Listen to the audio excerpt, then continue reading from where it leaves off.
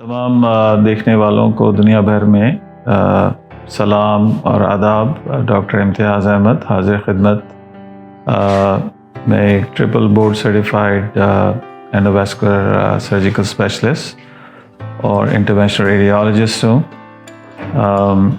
हमारी international practice है जिसमें हमारे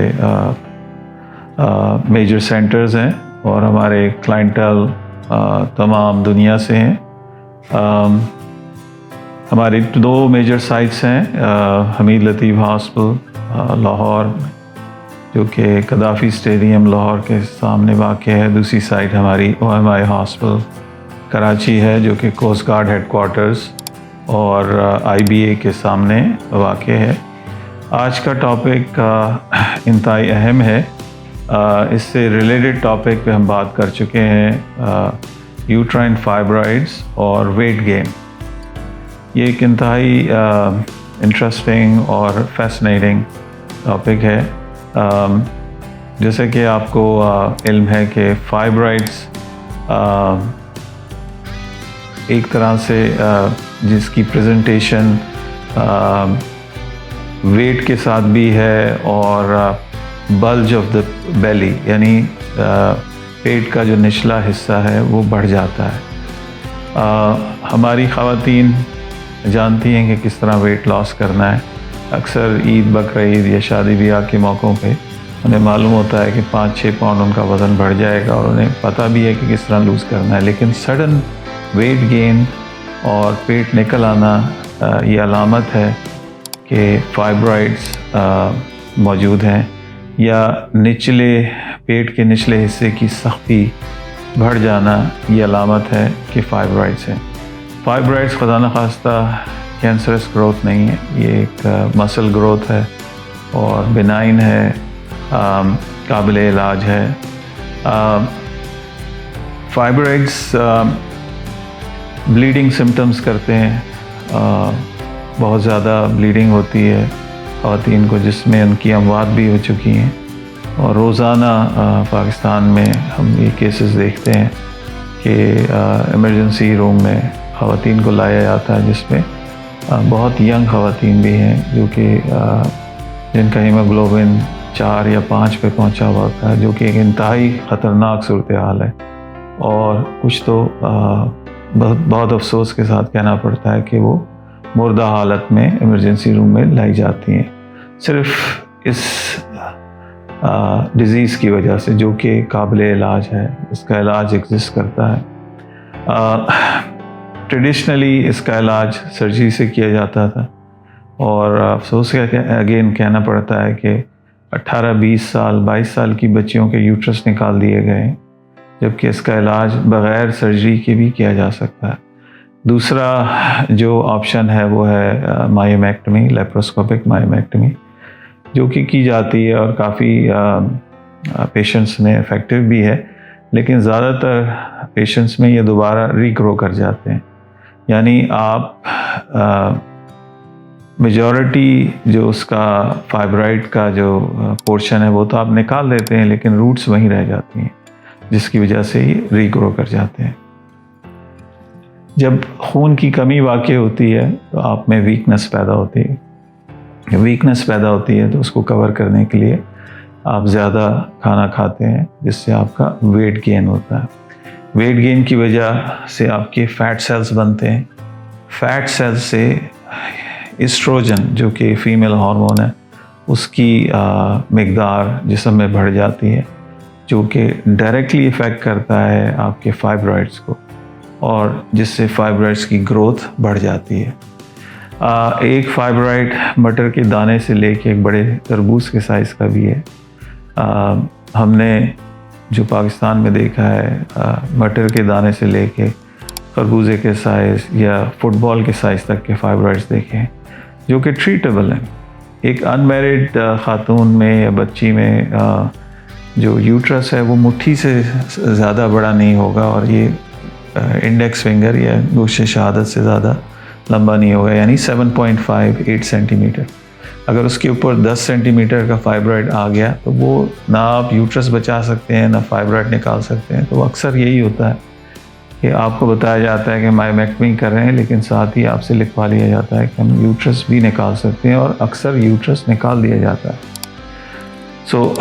ये आपकी आगाही के लिए है कि इसका नॉन सर्जिकल इलाज अवेलेबल है, जो कि हम अरसा दराज से कर रहे हैं, और पाकिस्तान में हम इसके पायनियर हैं। हमने इसको अवेलेबल किया है, और ये एक कंप्लीट ट्रीटमेंट है, और एम्बोलाइजेशन एक इसका हिस्सा है। इसको हम 3D ट्रीटमेंट ऑफ फाइब्रॉइड्स कहते हैं। इसमें इंट्रा आर्टीरियल पेन मैनेजमेंट है, पोस्ट एम्बोलाइजेशन सिंड्रोम का ट्रीटमेंट इसमें शामिल है, पेन मैनेजमेंट के लिए नर्व ब्लॉक शामिल हैं, और कंप्लीट हम यहाँ तक ख्याल करते हैं कि आपको सुई भी महसूस ना हो, किसी किस्म का कट शामिल नहीं है, किसी किस्म के स्टिचेस, स्कारिंग का ख़तरा नहीं है। अब मुख्तसरन ये बताना है कि फाइब्रॉइड एम्बोलाइजेशन के बाद आपका वेट लॉस होता है। ये बात पहले नहीं बताई गई या रिपोर्ट हुई है, लेकिन हम आप तक ये बात पहुंचा रहे हैं कि हमारे सैकड़ों मरीज़ हैं जिन्होंने वेट लॉस हमें रिपोर्ट किया है, और मैक्सिमम वेट लॉस जो है वो करीबन 4 से 6 हफ्ते में अचीव किया जाता है। हमारी कई पेशेंट्स हैं जिन्होंने हमें 20 पाउंड बताया है वेट लॉस, किसी ने हमें 25 पाउंड बताया है, किसी ने हमें 10 पाउंड बताया है। तो इस चीज़ को आप कैश कर सकती हैं कि फाइब्रॉइड एम्बोलाइजेशन के फ़ौरन बाद कुछ ऐसे केमिकल्स रिलीज़ होते हैं जो कि पोस्ट एम्बोलाइजेशन सिंड्रोम का हिस्सा है, जिससे आपका एपेटाइट लो होता है। जब आपका एपेटाइट लो होता है तो लामाला आप कम खाते हैं। इस चीज़ को हम मज़ीद बेहतर कर सकते हैं। वो स्पेशलाइज हर पेशेंट के हिसाब से हम डाइट चार्ट्स आपको देते हैं, जिसकी वजह से आपका वेट लॉस और ज़्यादा बढ़ जाता है। इसको फिर हम और मुस्तहकम करते हैं कि आपका हेल्दी लाइफस्टाइल हम इनकरेज करते हैं। हम आपको रेगुलर एक्सरसाइज और स्लीप का एडवाइस करते हैं कि आपकी नींद बेहतर होना बहुत ज़रूरी है। जैसे जैसे आप में खून की कमी बेहतर होती है, आपका एनर्जी लेवल बढ़ता है, लेकिन ये बाउंस बैक दूसरी डायरेक्शन में भी कर सकता है कि आप जैसे ही आपका एनीमिया बेहतर हो तो आप अपने आप में ये महसूस करते हैं कि आप ज़्यादा फूड इनटेक न लेने पड़ जाएं, ऐसी चीज़ें ना खाना शुरू कर दें जो कि आपकी सेहत के लिए मुज़िर हों। कुछ और पेशेंट्स में हमने देखा है कि 4-6 हफ्ते के वेट लॉस के बाद वो वेट गेन की तरफ चली जाती हैं। तो हमें आपको वार्न करना है कि इस ट्रैप में ना जाइए, क्योंकि इनिशियल स्टेज पे आप में ऐसे केमिकल्स रिलीज़ होते हैं इस ट्रीटमेंट के बाद, जो कि आपको हेल्प करते हैं वेट लॉस। इस वेट लॉस को हमने आगे बढ़ाना है और आपको आपके नॉर्मल वेट तक लेके आना है। मुख्तसरन यही था कि कुछ अहम चीज़ें जो आपने नोट करनी है कि आप में आयरन डेफिशिएंसी है, जिसको विटामिन के ज़रिए करेक्ट किया जाए। आप ब्राइटली कलर्ड फ्रूट्स और वेजिटेबल्स का इस्तेमाल ज़्यादा करें, उससे आपका वेट लॉस मेंटेन रहेगा। फूड जिनमें फ़ाइबर यानी जौ का आटा, उसकी रोटी, किनवा, ये इसमें लेस कैलोरीज होती हैं। ग्रीन लीफी वेजिटेबल्स जिसमें सलाद के पत्ते शामिल हैं, इनको आप इस्तेमाल कीजिए। ओट्स यानी जौ, दलिया, इसका इस्तेमाल बढ़ाइए। विटामिन डी लीजिए, जिससे हमने देखा है कि आपका रिस्क ऑफ यूट्राइन फाइब्रॉइड जो है वो 32% कम हो जाता है। वो खाने इस्तेमाल करें जिससे आपका एस्ट्रोजन लेवल कम हो, यानी सोया ना इस्तेमाल कीजिए। टोफू और रेड मीट, इससे इज्तनाब करें।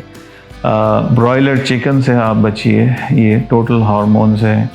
वो दूध इस्तेमाल ना करें जिस जानवर को टीका लगाया जाता है, और अगर उस दूध को टेस्ट किया जाए तो उसके अंदर बहुत बड़ी तादाद ऑक्सीटोसिन की शामिल होती है। बहुत ज़्यादा शुगरी फूड जिसमें बहुत ज़्यादा शुगर शामिल हो, या बहुत ज़्यादा रिफाइंड कार्ब्स या फास्ट फूड्स, इनसे इज्तनाब कीजिए। ये सारी बेसिक चीज़ें हैं जो कि हम आपके लिए आपकी आगाही के लिए आपको मतला कर रहे हैं कि इनसे अवॉइड कीजिए। और इस इलाज के बाद यकीनी तौर पे वेट लॉस है। मैं रिपीट कर रहा हूँ कि 4 से 6 हफ्ते आपके लिए गोल्डन पीरियड है। जो मरीज़ अभी हमारे इलाज करके गए भी हैं, उन तक भी ये बात पहुँचाना चाह रहा हूँ कि ये आपके लिए गोल्डन पीरियड है। Embolisation treatment, 3D treatment, fibroids and adenomyosis के पेशेंट्स के लिए, कि आपके लिए 4 से 6 हफ्ते गोल्डन टाइम है जिसमें आप वेट लॉस कर सकते हैं। अभी मेरी एक पेशेंट जिसका मैंने अभी हफ्ता 10 दिन पहले फॉलो अप किया है, उसने 2 हफ्ते के बाद 25 पाउंड वज़न कम किया है। So this is amazing. उसको ख़ुद भी यकीन नहीं आ रहा था क्योंकि वो बार बार अपने वेइंग स्केल को देखती थी और परेशान और हैरान भी होती थी कि ये कैसे मुमकिन हुआ। इसी तरह सैकड़ों ख़वातीन ने हमसे पाकिस्तान में भी यही चीज़ रिपोर्ट की है।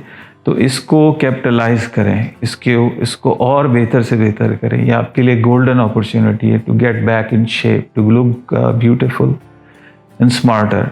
तो आपकी स्मार्ट होने के लिए ये एक बहुत बेहतरीन मौका है और हम अवेलेबल हैं, हमारी स्टाफ अवेलेबल है और हम इस सिलसिले में आपकी वेट लॉस में ज़रूर हेल्प करेंगे। हमारे पास डाइटिशियंस अवेलेबल हैं, हमारे consultant gynaecologist are well versed, वो इसमें एक्सपर्ट हैं कि आपको क्या गाइड करना है, किस तरीके से आपको लेके चलना है। वो ख़वातीन और हज़रात जिनको वेट का बहुत बड़ा मसला है और फाइब्रॉइड्स नहीं है, उनका इलाज भी हम करते हैं, जिसको हम बैरिएट्रिक एम्बोलाइजेशन के ज़रिए करते हैं। वो एक अलहदा इलाज है जिसमें हम आपकी एपेटाइट जो है वो सप्रेस कर देते हैं और फिर मज़ीद हम मेडिकली उसका इलाज करते हैं। सो हमारे दिए गए नंबर पे आप रब्ता कर सकते हैं और हमारा स्टाफ अवेलेबल है आपकी रहनुमाई के लिए। बहुत बहुत शुक्रिया। अस्सलाम वालेकुम व रहमतुल्लाहि व बरकातुहू।